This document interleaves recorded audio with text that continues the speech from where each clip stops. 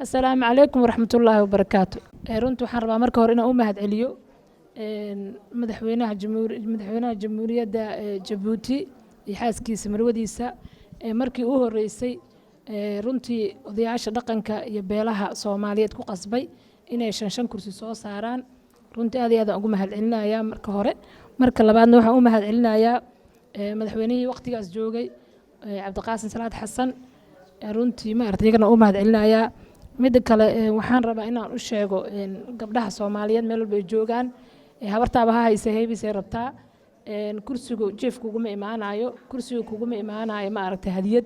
wuxuu u baahan yahay in la raadiyo, in waqti la geliyo, in ma aragtay la tuso wax qabadkaaga, in la tuso in ma aragtay kursiga hadduu Ilaahay subxaanahu wa tacaala ku sahlo hadaf aan leedahay inuu jiro guulo aad rajaynayso inaad suubiso wax inay kaa hor muuqdaan himilooyin inaad leedahay. markaasaa waxaa qofka aad la hadlaysa xataa wuxuu qiranayaa alla ilaahay qofkan waa qof dadaalaya intaas kuu sheegee bal jaanis ama siisaa.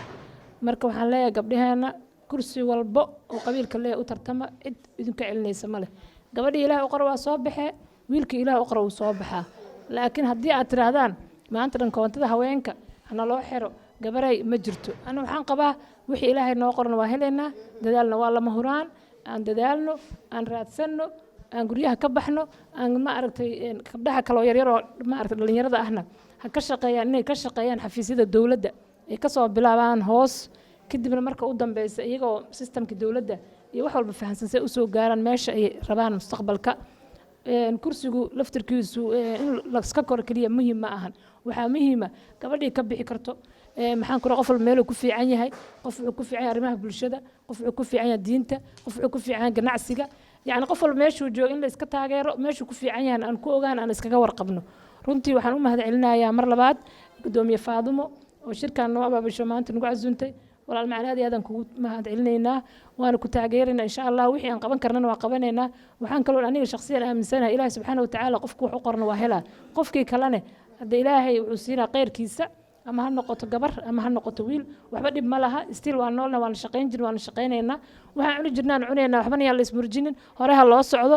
waxaan rabnaa inaan ka codsado madaxweynaha jamhuuriyadda federaalka Soomaaliya Maxamed Cabdullaahi Farmaajo iyo ra'iisul wasaare Rooble.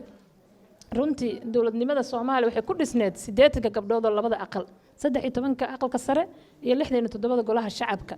maanta waxaan marti u nahay in la saacido waqtigeena la joogaa. waxaan soo qabanay waan soo qabanay runtii waqtigeennii qiimaha badnaa iyo ma aragtay waan ku saacidnay.